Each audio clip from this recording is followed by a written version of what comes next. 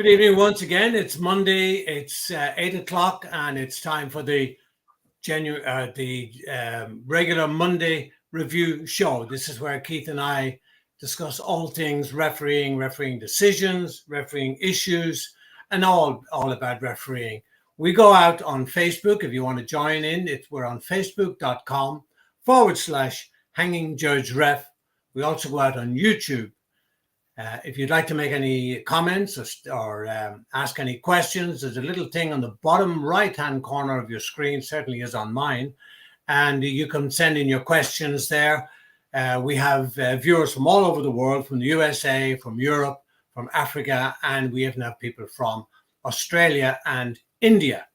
Now, quite a few things to discuss. It's hard to know really where to start, but one of the big things that has come out this week, which will surely, I think, will be of huge benefit to the referees, particularly on the offside issue, is a semi-automated offside.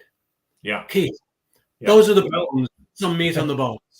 This has obviously been under production by FIFA and the IFAB, FIFA in particular.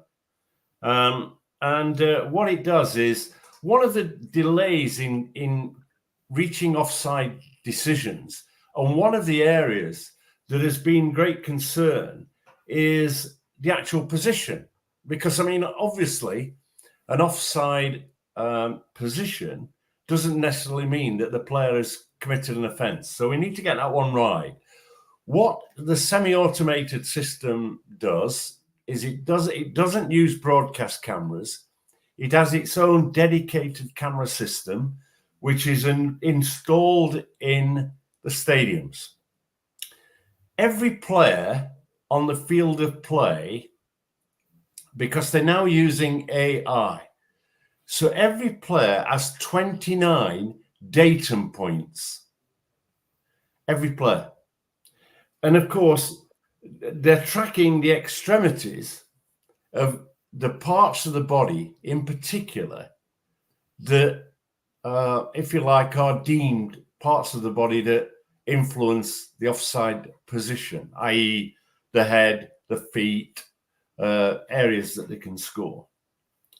So that's the first thing. And what that does is it transmits through software and it informs continually whether a player is in an offside position with speed. Now, if we look at the current system, we're looking at broadcast cameras and we're making a judgment because there's nothing technically other than if we see it on screen at what point the ball was played, which is a really vital part of an offside position offence. What they've done is working with Adidas, FIFA for the World Cup, have got a microchip inside the ball. And so you've now got, this is when the ball is played, and that's the position at which the player is in offside position judged. So all it's saying to the referee, very accurately, the player is offside, is in an offside position. It does not say whether that player is interfering with an opponent, gaining an advantage. It actually, all it is doing is, with certainty, giving you the position of the player and indicating that he's in an offside position. The team back in the VAR room still have to make the judgment, but rather than having a bit of a, technology that's using camera speeds that are pretty slow, all those sort of aspects, it takes away that. So the thing is, we're not going to get it immediately because I think it's, these things have to be installed, they have to be purchased. The decision was only made towards the back end of last week. So hopefully it'll come in, it'll improve the system. We'll still have toenails offside, but I think just like goal line technology, we can guarantee that the ball has crossed the line. On that that issue then, I mean, people are going to be asking how expensive is it going to be, and will it only be for the Premier League, or can teams in the Championship and lower down, can they install it? How expensive would it be? Very. As a result, it's the Premier League that can afford it. All right. And remember that the EFL, the Championship, and the Football League, and the League 1 and 2 are a separate company. That's why they don't have VAR, because of the cost of VAR, and probably personnel, and how VAR is operated in England. The one thing I'm concerned about is there was a strong rumour. I had a journalist who gave me a conversation with him, and he was sort of indicating that the Premier League might do away with the Hawkeye goal line technology system. I have to say, I think that would be a massive error. Let's hope that is a rumor and not factual. Yeah, because it's proved invaluable, not only for arriving at the correct decision, but also, I mean, within literally a second or two, the referee can see on his wrist, yay or nay, as we had actually in the Liverpool game against Crystal Palace Sunday, where Robertson cleared off the line, and there was no doubt about it. The decision was arrived at very, very quickly. So that, I think that would be incidentally, was the goal line technology, is that an expensive thing? Yeah. Do you know? I mean, all these things are expensive. I mean, the reality is, I can remember the day in a Leicester hotel being asked, given blue sky thinking, Mr. Hackett, what would you introduce into the game of football? I was standing in front of Premier League executives when I said goal line technology. It didn't exist.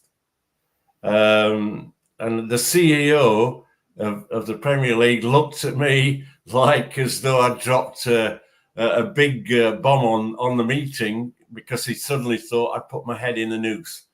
The great thing was that people sat around that room having watched the Manchester United Spurs game where Roy Carroll dropped the ball a metre over the line.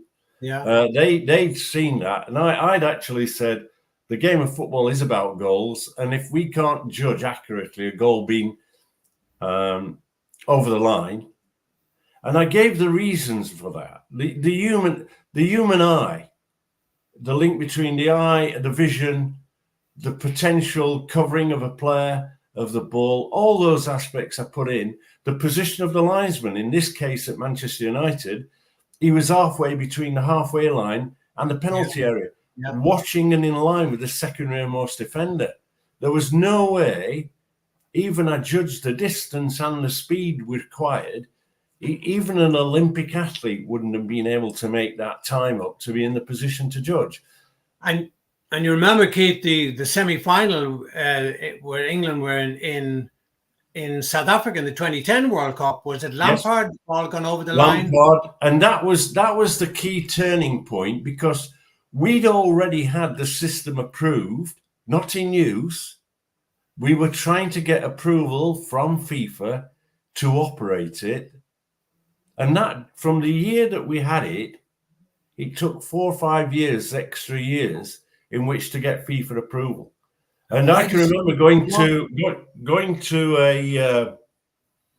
an IFAB annual business meeting, putting over the case for its introduction, along with the director of the Premier League, Mike Foster, out of which they said, well, we need a criteria.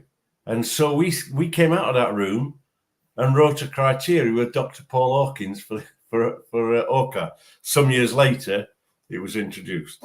Yeah. Okay, let's hope that comes in.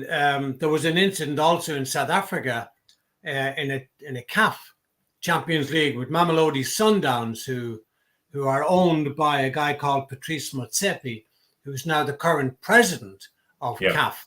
But his team were playing against young lions from I can't quite remember, but the ball seemed to go over the line.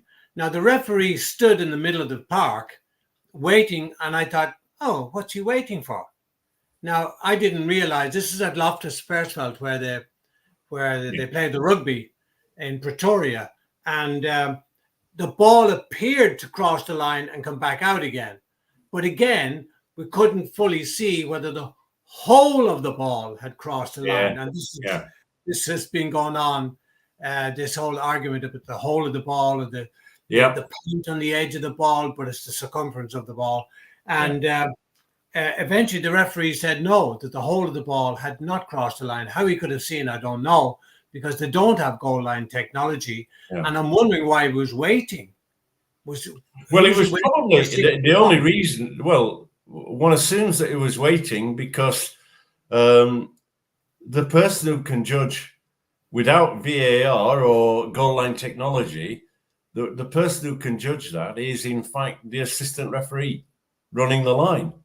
Yeah. So it may be that he's waiting for his assistant to determine and tell him what it's a goal. But I mean, when we look at the modern game at the elite level, and the amount of money that is spent against the cost of having a piece of equipment that tells you accurately that the ball's over the line, for me, it should be a no-brainer. The reality is that if you look face on, head on, and, I hope our listeners do this next time they're near a football field. Put the ball down and get a colleague to put the ball down and then move it around the goal line. And I can tell you, stood on the edge of the penalty area, you will not be able to determine accurately if the whole of the ball has crossed the line. Because you're as we've explained in this show a couple of times, judging the sphere of the ball with a straight line, and that's what makes this judgment difficult. And the law is quite clear: the whole of the ball must be over the line for it to be a goal, or all of the ball over the line for it to be a corner kick or a goal kick. Yeah, absolutely. Couple of other things, Keith, that's been exercising a lot of people is this last week's game between Arsenal and Bayern Munich. Oh, yeah. There were two incidents in that game. Yes. Let's take the first one where the goalkeeper, and this was something waiting, and I wrote about this last week I write a column for City Press in South Africa. Yeah. I wrote about this extensively, that this was a situation waiting to happen. Particularly with the new way where the goalkeeper does not have to play the ball outside the penalty area for it to be in play. It's in play as soon as he touches it. So he's on one side, he plays it over to Gabriel on the left-hand side, presumably for Gabriel to take the goal kick. And that's the way the referee then appeared to interpret it, because he did not award a penalty. Now, you were quite critical of the referee in this instance. Well, I was, because I watched that clip, and the goalkeeper, in law, what you're doing here is you should be very visible and very alert to restarts, because one of the Achilles heels of referees is restarting the game correctly in law. So here we have this so-called common sense approach by the referee. He's not allowed that within the remit of applying the laws of the game. What happened was the goalkeepers placed the ball so it's in the right position, it's static, and he kicks it across the goal area line. And the guy reaches out for it, picks it up. At that point in law, that is a penalty kick. Every day, all day, whatever you want. The referee does not have the remit in law to suddenly say, oops, it's wrong. Now, you might use some ringcraft, But in this one, it's so public, it's so important, it's a big Champions League game. Come on. And, in fairness, the media generally was quite kind to him, so he used a bit of common sense. Well, sorry, if you're the opposition, I think I'd be very, very unhappy that the referee's not applied the law correctly. Yeah, and Thomas Tuchel was very unhappy because he obviously knows the laws very, very well. Yes. Also, I think, Keith, as the goalkeeper was about to take it, or very shortly, the whistle went, which indicated that the ball was now in play. Now, he doesn't have to give, and I've it's funny. Yeah. I watched the referee on Saturday at Sheffield Wednesday versus Stoke City. He had a very good performance, an outstandingly Stephen Martin, a very fit, mobile referee. Funnily enough, I knew his dad. His dad was an excellent assistant referee. Very mobile, very active. And I worried about, I blow the whistle for the position if the ball is being about to be thrown incorrectly from the wrong position. Blow the whistle, stop the player, alert him to the fact. But I couldn't understand why he was blowing the whistle at goal kicks, at corner kicks, sorry. He wasn't whistling at goal kicks.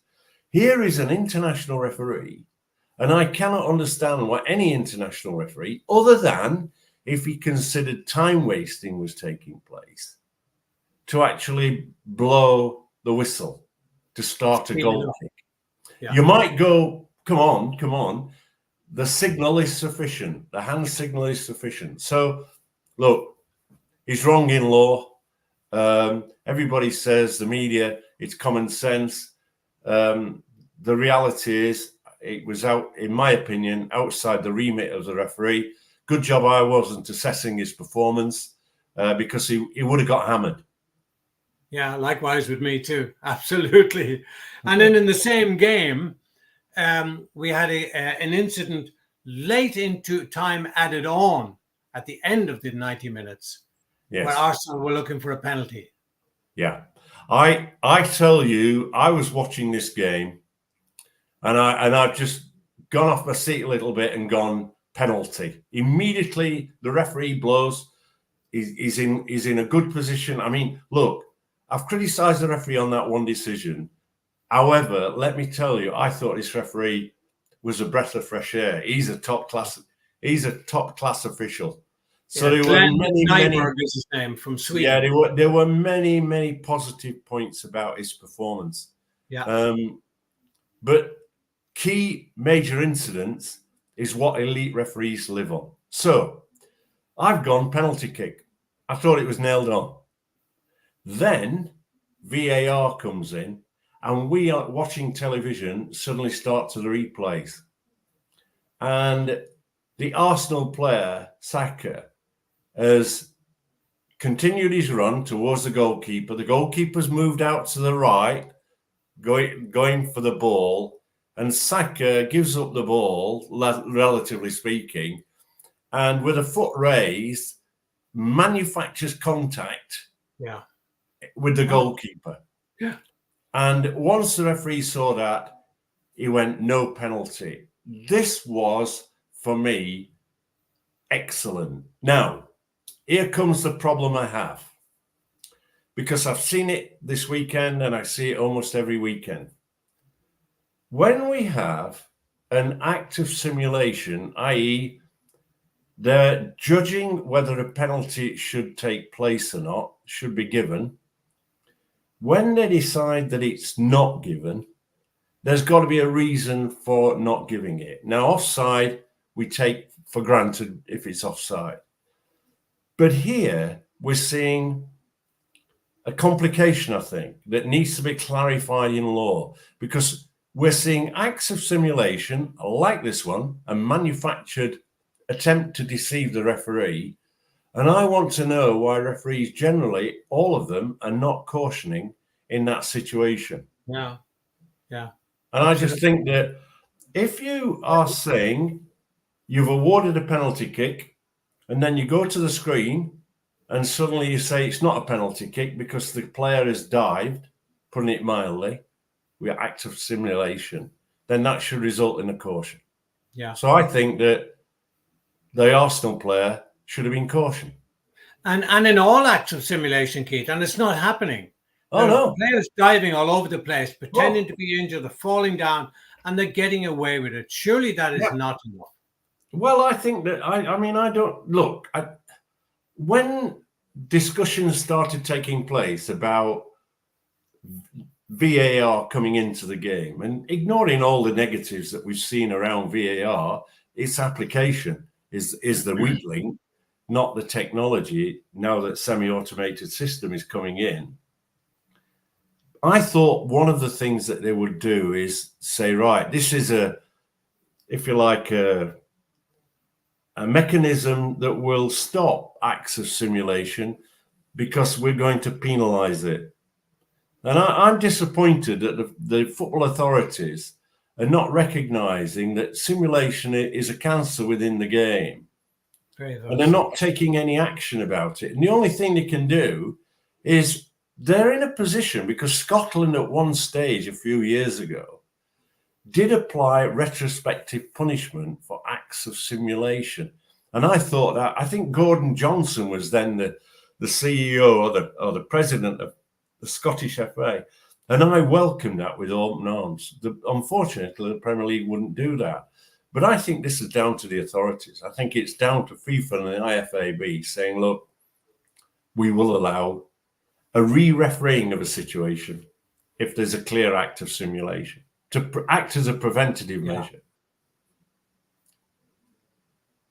Yeah. So, but you know, let's go back one. Instead of retroaction, I mean, then with this retrospective action, then surely that's the committees or whoever doing the job for the referee that he should have done in the first place. But then when the referees do that, and it will stop, it might take a while, and it might take 10 yellow cards in a game for a couple of weeks or whatever, but it will stop because the yellow cards mount up. And after 5 yellow cards, then there's an automatic one-match ban. Plus, when you're on a yellow card, you only need one more indiscretion and you're off. But if they would only allow the referees to do their job. I entirely agree with you. That one of the difficulties, I think, facing referees is the judgment of acts of simulation. Now, one point I just want to take you up on, because I think that when a player has a yellow card in one game and another yellow card in another game, that should be a suspension on the third game. I think that this watering down of 5 yellow cards before a player gets a suspension is ineffective and doesn't help the game, image of the game, and doesn't help the game as a whole. Now, I think 3 would be better than 5. So I'd go for suggesting that the authorities should say 3 yellow cards and you're out for a game. Well, similar to the European international competitions then. Correct. Yeah. Correct. See, Brian, welcome, Brian. You're back with us again. Brian says that maybe not a yellow card, but that when the blue card maybe should be applied. Well, I think that this whole argument that Brian is referring to is, of course, the use of the sin bin, because that's how the blue card was being discussed and very quickly frowned upon by managers who had this worry about losing players. It showed to me that there are situations in the game where it's detrimental to the game, and therefore the sin bin should come in at the senior level. Now, I know a lot of people are against that, but it works at grassroots level when I've seen it in operation. I think some referees fail to use it, but others are pretty good at using it. So for me, I think that blue card is in effect the sin bin. That is the power of that is it's not just a player penalty. It's penalising the team at the appropriate time. Yeah. It's a team punishment as well as an individual. Where in God's name has Rebecca Walsh gone? She was going to be the pin-up, excuse the expression, no pun intended, of refereeing in England, and now she's definitely off the radar. Well, I think that there's a bit of cynicism in my view here. You're not a cynic, but I will say, if you're going to bring someone on, and 2 referees this year have been appointed to Premier League games with a lot of media coverage, a lot of media hype. And I feel that Rebecca Welsh has had 2 Premier League games. I think Sam Allison, the black referee, has had 2 games as well. And he's done well, yeah. Yeah, and yeah, fine. But this weekend, when Rebecca was appointed, there were a lot of debate and discussion because they're saying, well, she's not even an SG2 referee, which is this group of referees that are supposed to be that reserve pool that goes on to be SG1. They're professional. Anyhow, she was at Bristol this weekend, and Bristol were playing Huddersfield Town, and the game went into the 100th minute, and she made an appalling decision, awarding a penalty kick against Huddersfield Town. It was a shocker. The player had gone down, the defender, with his back to the attacker. He's sliding because he'd made a run, and the ball, and he was on his side, and the ball hit the shoulder part of the body and the arm. There's no way from her position that she could see that was a handball. I've looked at replays. It's not handball. It's a poor decision. But what referees have to do is to learn from those errors, not make them in the first place, but learn from them. And the comment that I would make to any referee is never guess. Never guess a decision. If you do, sadly, it'll bite you big time. And this is what happened this weekend. I mean, this is a very costly, potentially a costly error for Huddersfield. The social media was buzzing about it. I wasn't even alerted to it. I wasn't even watching the game. And then people started sending me clips. And I looked at the clips and I thought, well, she's well away from play. She's not up with play in the way she should be. I'm being very critical because, look, I'm not worried about gender. I'm worried about big decisions being made, and these being made accurately. She's had a relatively good season. She's done well to get on the Premier League. She's only had 2 games. And sadly, coming towards the end of the season, this is a bit of a big error. Here's one from Bernard Foy, and he says, another point is players have become so practiced and competent at simulation, and that it's done at such a speed that it can be so difficult to determine if it's simulation or not. Absolutely spot on. And Bernard, you're 100% right. And this is why I'm actually calling for the use of VAR where it's in operation, or where the referee, like in rugby, can cite an incident and have a panel review it. We have in the Premier League an independent panel that reviews these major incidents as a learning situation. Here is, for me, a scenario where players have got better at manufacturing contact with their opponent and then going to ground. And those acts of simulation, you're right. As a referee, if you're giving a yellow card for an act of simulation, you're actually saying you're a cheat. Here, have a yellow card. Yeah. And I think referees want to be 100% certain before they do. And as a consequence, they take the negative view and say, I'll let it ride. I'll not do anything. But players getting away with it, all it does is grows the problem and makes life more difficult for the next referee and the next and the next. Yeah. And they'll keep taking a chance, of course, and hope they get away with it. But I think if they were cautioned more often, more regularly, it might bring an end to it. But I wonder, will it? They'll take the chance, hope to get away with it, because there is that winning mentality out there, that it's win at all costs. And absolutely. And I mean, ultimately, it's tactically we see other aspects, don't we? We could talk about time wasting and time delaying tactics, which we all think is towards the end of the game, but in reality, start from minute 1. Keith, as always, many, many thanks for coming on the show. We'll do it all again next week. Great. Look forward to that. And for you out there watching, don't forget you can watch this or any previous shows by just going to facebook.com/Hanging Judge Ref. Thank you for watching. Thanks for all the comments coming in. And we'll see you all again next Monday, 8 o'clock. Bye. Bye-bye.